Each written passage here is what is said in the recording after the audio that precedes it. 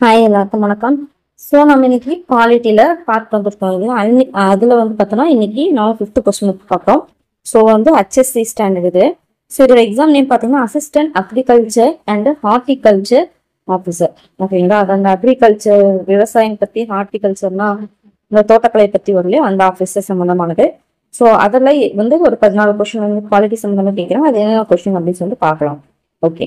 Which are the following article of Indian Constitution deals with election commission? அதாவது தேர்தல் ஆணையத்தை பற்றி விளக்கும் அரசியலமைப்பு விதி. ஸோ தேர்தல் ஆணையம்னாவே நம்மளுக்கு என்ன தெரியும்? ஆர்டிகல் 324 விதி 324. இது நான் லெசன் நடத்தும் போது 11th இருக்குது. 11th அந்த எலெக்ஷன் இருக்கு இல்லையா, தேர்தல் அந்த ரெப்ரசன்டேஷன் சொல்லிட்டு வரும். ஸோ அந்த லெசன்ல பாத்தீங்கன்னா ஷார்ட்கட்னு சொல்லியிருப்பேன். அதாவது பாத்தீங்கன்னா விதி 324 தேர்தல் ஆணையம் எப்படி ஞாபகம் வச்சுக்கலாம் அப்படின்னு பாத்தீங்கன்னா 24 மணி நேரம் பிரச்சாரம் பண்ணி உயிரை வாங்குறாங்கப்பா அப்படின்னு சொல்லிட்டு ஞாபகம் வச்சுக்கலாம் அப்படின்னு சொல்லி சொன்னேன். ஓகேங்களா? ஸோ வந்து இது நான் ஞாபகம் வச்சுக்கிட்டது.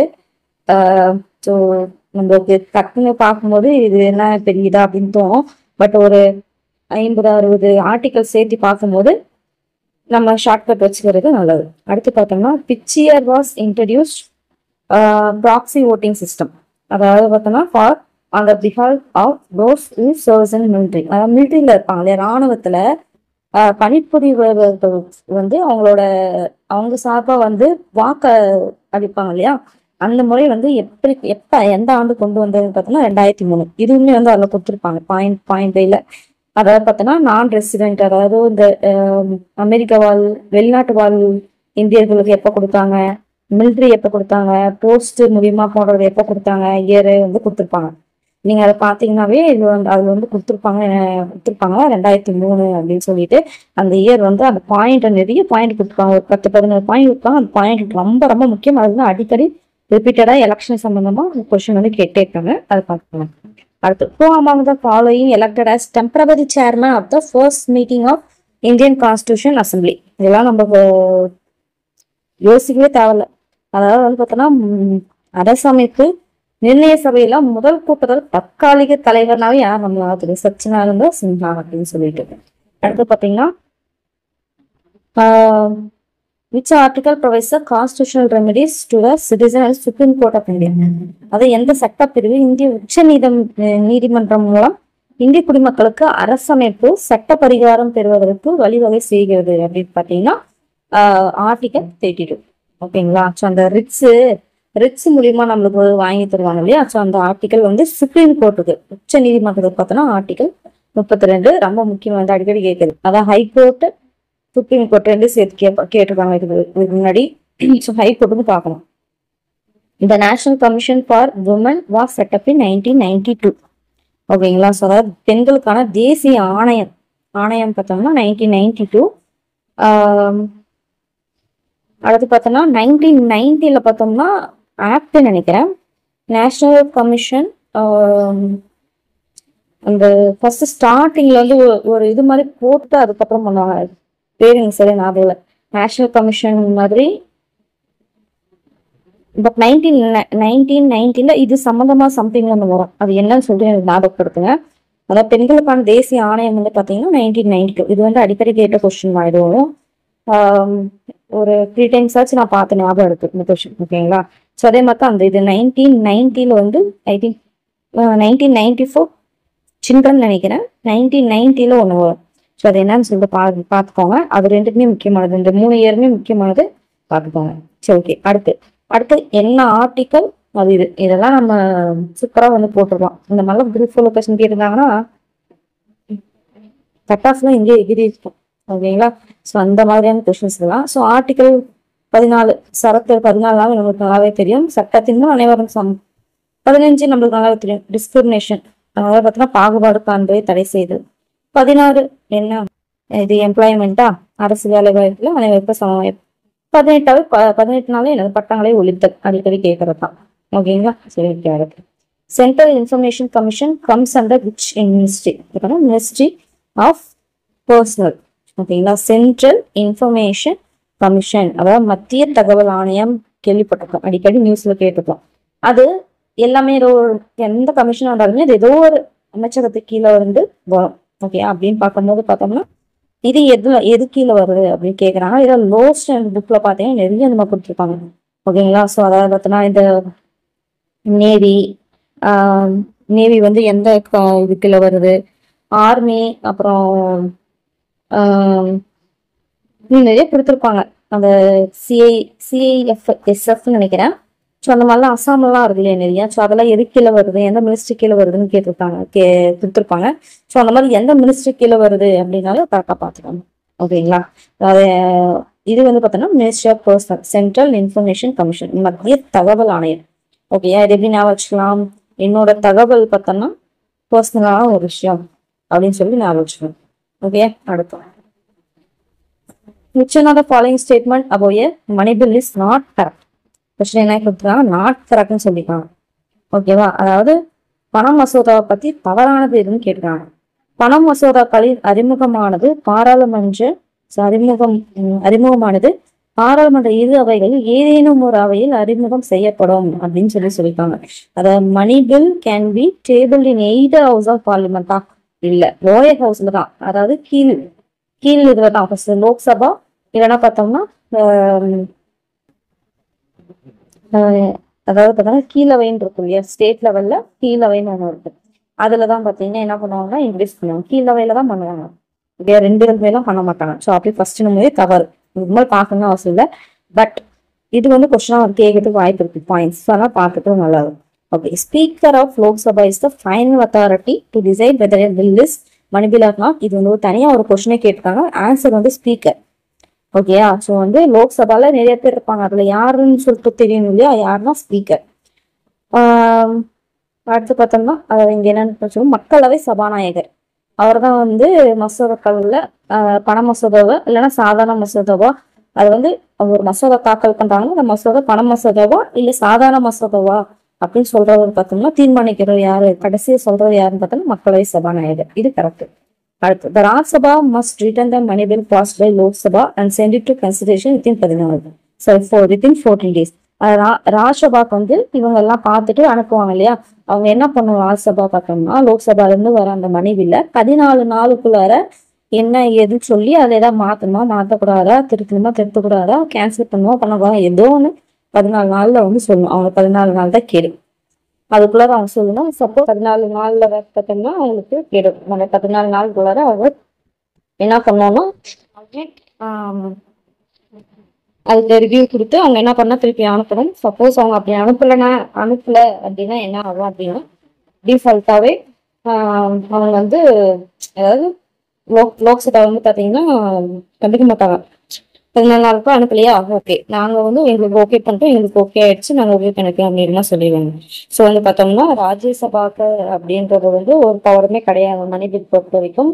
சப்போஸ் அவங்க கொடுத்த கன்சிடரேஷன் ரீகன்சிடர் பண்ண சொல்லி பாயிண்ட்ஸோ ஏதோ ஒரு ரீகன்சிடர் பண்ணி சொல்லி கொடுத்தாங்கன்னா கூட அது லோக்சபால வந்து இது இல்லை, அவங்களுக்கு வந்து இஷ்டம் இல்லை, பிடிக்கல, இல்லை தப்பா இருக்கு அப்படின்னு அவங்க ரிஜெக்டும் பண்ணலாம், அக்செப்டும் பண்ணிக்கலாம். ராஜ்யசபாவால கொஸ்டின் கேட்க முடியாது. ஓகேங்களா. அந்த அளவுக்கு பவர் இருக்கு. ஸோ இது நல்லா தெரிஞ்சுக்கணும். இது எப்படின்னா கொஸ்டின் வந்து கேட்கலாம். ஓகேங்களா. அடுத்து பண மசோதாவை பொறுத்தவரை குடியரசுத் தலைவர் மறுபரிசீலனைக்கு மக்களவைக்கு மசோதாவை திருப்பி அனுப்ப இயலாது. ஓகேங்களா. அதான் வந்து பாத்தீங்கன்னா பிரசிடென்ட் வந்து ரீகன்சிடர் பண்ண சொல்லி லோக்சபாக்கு அனுப்ப முடியாது. பட் பாத்தீங்கன்னா பிரசிடென்ட்டோட ஒப்புதல் இல்லாம லோக்சபா என்ன இது பண்ண முடியாது, மேலவைக்கு வந்து அனுப்ப முடியாது. ஓகேங்களா. ஸோ அது ரெண்டுத்துக்கும் வித்தியாசம் தெரிஞ்சுப்பாங்க. ஓகேங்களா. பிரசிடென்ட் வந்து இந்த பிரச்சனை இருக்கு ரீகன்சிடர் பண்ணுங்க அப்படின்னு சொல்லிட்டு மணி பில் ரிட்டர்ன் பண்ண முடியாது. ஏன்னு பார்த்தோம்னா அவர் ஏற்கனவே பார்த்து எல்லாம் ஓகே பண்ணதுக்கு அப்புறம் தான் அவங்க லோக்சபா இது வந்து கொண்டு வராங்க அப்படின்னும் போது திரும்பவும் பிரசிடென்ட் வந்து முடியாது, இல்ல ரீகன்சிடர் பண்ணலாம் அப்படின்னு சொல்ல முடியாது இல்லையா. ஸோ அதுதான் சொல்றாங்க. ஸோ அப்படின்னு பார்க்கும்போது ஃபர்ஸ்ட் பாயிண்ட்லயே நமக்கு தெரிஞ்சிச்சு. ஓகேங்களா. சரி, ஓகே. அடுத்த கொஸ்டின் பார்க்கலாம். Which year the Indian Parliament has passed the Protection of Women from Domestic Violence Act to provide justice and protection from violence within their homes. ஓகேங்களா. ஒன்றும் கிடையாது. இப்போ வீட்டில் வந்து வன்முறை நடக்குது இல்லையா, டொமஸ்டிக் வயலன்ஸ்னு எனக்கு வீட்டுக்குள்ள தர வன்முறைகள், இந்த வரதட்சணையால நடக்கிற கொடுமை, இல்லை சும்மாவே சைக்கோ ஹஸ்பண்ட் வந்து ஒய்ஃபை போட்டு அடிக்கிறது, ஸோ இது எல்லாமே பார்த்தோம்னா டொமஸ்டிக் வயலன்ஸ் தான் வரும். ஓகேங்களா. ஸோ அது வந்து பார்த்தோம்னா என்ன எந்த ஆண்டு, அதாவது protection of women from domestic violence of எந்த ஆண்டு அப்படின்னு கேட்குறாங்க, 2005. ஓகேங்களா. இந்திய குடும்ப வன்முறை பெண்கள் பாதுகாப்பு சட்டம் அப்படின்னு கேட்டாங்கன்னா 2005. ஓகேங்களா. எப்படி இது நான் வச்சுக்கலாம்னா, இப்போ என்ன டொமஸ்டிக் வயலன்ஸ்னா அடிக்கிறதுங்க, அவன் அடிச்ச அடியில 5 விரலும் பஞ்சு போச்சு அப்படின்னு வச்சுக்கோங்க. ஸோ 5 விரல் 5 2005. When was the article number 371 from Indian Constitution? அதாவது பார்த்தீங்கன்னா இந்திய அரசியல் வந்து அரசாங்கத்திலிருந்து 370 அப்படின்னு சொல்லிட்டு ஒரு சரத்து இருக்கு, அது வந்து நீக்கப்பட்டிருக்கு.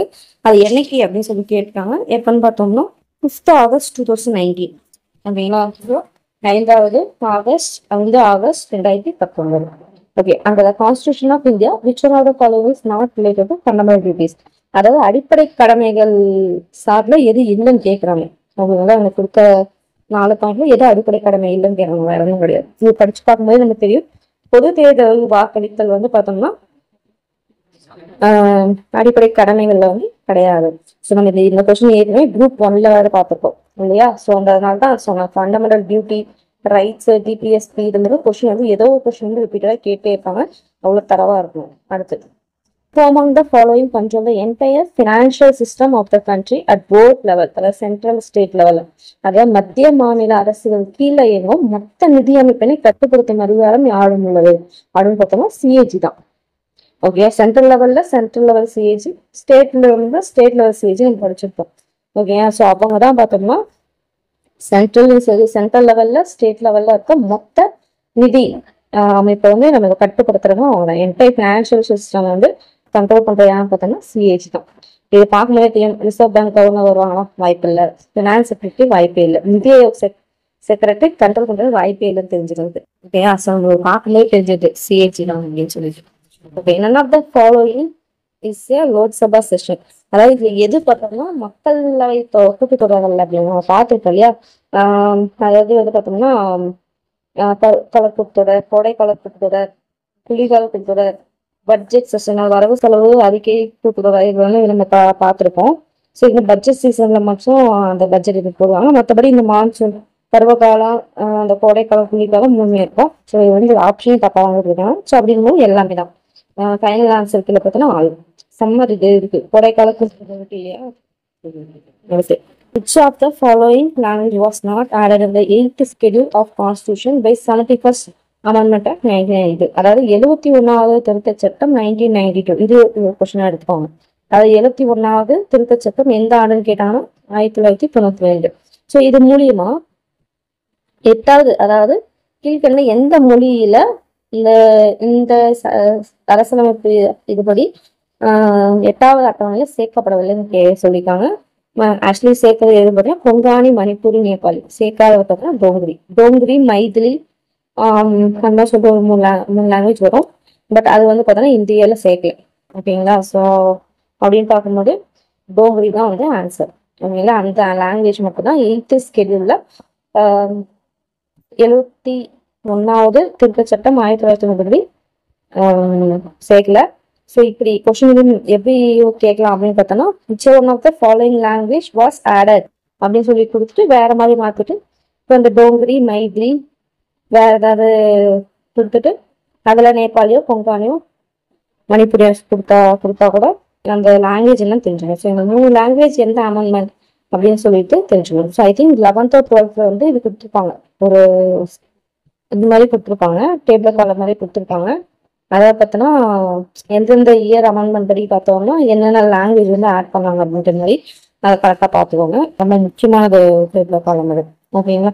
அடுத்து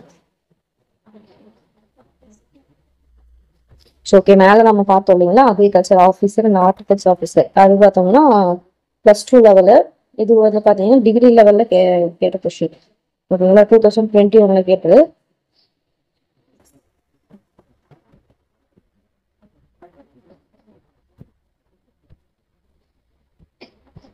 ஓகேங்களா.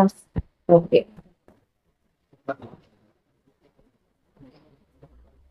இதில் ஒரு 8 கொஸ்டின் கேட்பாங்க. அதாவது அசிஸ்டன்ட் டைரக்டர் அதுக்கு கீழே வரும்னு நினைக்கிறேன். ஓகே. என்ன பார்க்கணும். Okay. as the act of anti-defection law, anti-defection lawனே நமக்கு தெரியும். அதாவது கட்சி தாவல் ஆக்சுவலி தகவல் கொடுத்துருக்காங்க. கட்சித்தாவல் தடுப்பு சட்டம். கட்சித்தாவல் இல்லையா, அது ஆன்டி டிஃபெக்ஷன் லா. கட்சித்தாவல். Independent members of the parliament can lose his eligibility if he votes for another political party against his own political party. அப்படின்னுக்காங்க ரீசன். ஸோ இது பார்த்தோம்னா மெம்பர்ஸ் ஆஃப் த பார்லிமெண்ட், அதாவது எம்பிங்க இருக்காங்களே அவங்க, அடுத்து MLA will lose the eligibility against the order of the political party. So இதுல எது பார்த்தோம்னா கரெக்ட். இது 2 ஸ்டேட்மெண்ட் கொடுத்துருவாங்க, அதுபடி ஆப்ஷன் நம்ம கிளிக் பண்ணணும். ஸோ என்ன கொடுத்துருவாங்கன்னா ஆர் அண்ட் எஸ் வந்து ட்ரூ கொடுத்துருவாங்க. பட் ஆக்சுவலி பார்த்தோம்னா ஆர் இஸ் ஃபால்ஸ், எஸ் வந்து ட்ரூ. ஓகேங்களா, அதாவது பார்த்தோம்னா எம்பி எம்எல்ஏ ஓகேங்களா, அவங்க வந்து அவங்களோட political party, for example DMK இருக்காங்கன்னு வச்சுக்கோங்க. டிஎம்கேவோட எம்பியோ இல்லை எம்எல்ஏவோ ஏடிஎம்கேக்கு வந்து சப்போஸ் வந்து ஓட்டு போடுறாங்க அப்படின்னா அவங்களோட பதவி வந்து அவங்க இழப்பாங்க as per the anti defection law, அதாவது கட்சித்தாவல் தடுப்பு சட்டத்தைப்படி இழப்பாங்க. பட் வந்து இண்டிபெண்டன்ட் மெம்பர்ஸ், பார்லிமெண்ட்ல இருக்க இண்டிபெண்டன்ட் மெம்பர்ஸ் வந்து அந்த எலிஜிபிலிட்டி லாஸ்ட் பண்ணலாம்னு கேட்டா அப்படியெல்லாம் எதுவும் கிடையாது, அவங்க வந்து போடலாம். அதனாலதான் அவங்க வந்து பொலிட்டிக்கல் பார்ட்டில நீக்கப்பட மாட்டாங்க. ஓகேங்களா, ஸோ அந்த இதுல இருக்க எம்பி எம்எல்ஏ வந்து போடக்கூடாது. மெம்பர்ஸா இருக்கிறவங்க போடக்கூடாது அந்த பொலிட்டிக்கல் பார்ட்டில இருக்கவங்க. பட் இண்டிபெண்டன்ட் மெம்பர்ஸ் போடலாம். ஸோ அதனாலதான் ஆர் வந்து ஆக்சுவலி ஃபால்ஸு, எஸ் வந்து ட்ரூன்னு சொல்லிட்டாங்க. இப்போ எம்பியில சிஎம்பி. ஓகே,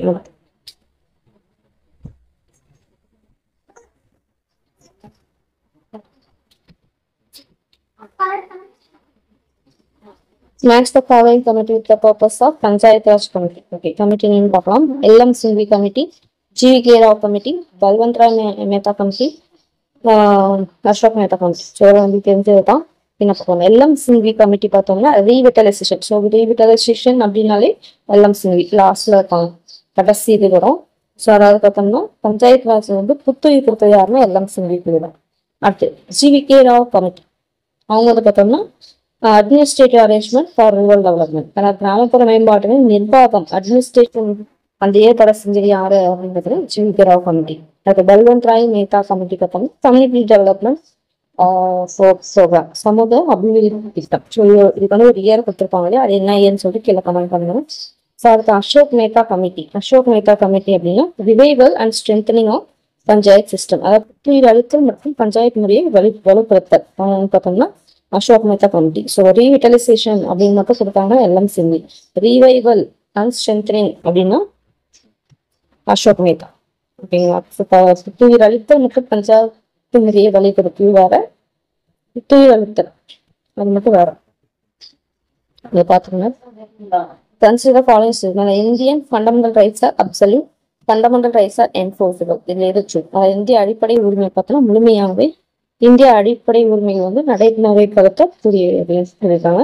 ஸோ இதை ஆன்சர் பார்த்தோம்னா 2 மட்டும் தான் உண்மை.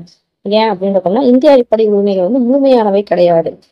ஓகேங்களா, ஸோ மாற்றணும்னு நினைச்சா மாற்றலாம். ஸோ அதனால தான் முழுமையானவை கிடையாது அப்படின்றோம். முழுமையானவையா இருந்துச்சுன்னா அதுல வந்து எந்த ஒரு அமெண்ட்மெண்ட்டோ எதோ பண்ண முடியாது. So fundamental rights of enforceable, அடிப்படை உரிமைகள் நடைமுறைப்படுத்தக்கூடியவை தான். ஸோ அப்படின்னும் போது 2 மட்டும் தான் correct. Which one of the following is offered by Election Commission to be clearly recognized political party election symbol? இது வந்து 11th வந்து 11th or 9th அது வந்து எலெக்ஷன் வருது. ஸோ அந்த லெசன் வந்து கேட்டிருக்காங்க. டைரக்ட் கொஸ்டின் இது விட்பேக் நினைக்கிறேன். எலெக்ஷன் சிம்பல் அதாவது தேர்தல் சின்னம். தேர்தல் ஆணையம் அங்கீகரிக்கப்பட்ட அரசு கட்சிக்கு வழங்குவதுன்னு பார்த்தீங்கன்னா சின்னம். Consider the following statement. The doctrine of eclipse is applied in relation to a pre-constitutional law enacted before 26 January 1950. The act is eclipsed when the constitution came into force and a shadow falls on it because it is consistent with the constitution. All laws governed by Article 13(1), 13(2) of pre-constitutional law. So இதுல எது correct அப்படின்னு பார்த்தோம்னா 1 2 தான் correct. இது ஒரு புதுசா இருக்கிற மாதிரி இருக்கு. ஸோ கிரகண கோட்பாடு என்பது 26 ஜனவரி 1950 முன் இயற்றப்பட்ட அரசியல் சாசன சட்டங்களை சாரும். அரசியல் சாசனம் வந்த பிறகு முன்னுள்ள சட்டங்களின் மீது ஒரு நிழல் பட்டு கிரகண கோட்பாடின் கீழ் வந்துவிடுகிறது. ஏனெனில் இது அரசியலமைப்பிற்கு ஒத்து போகாதது.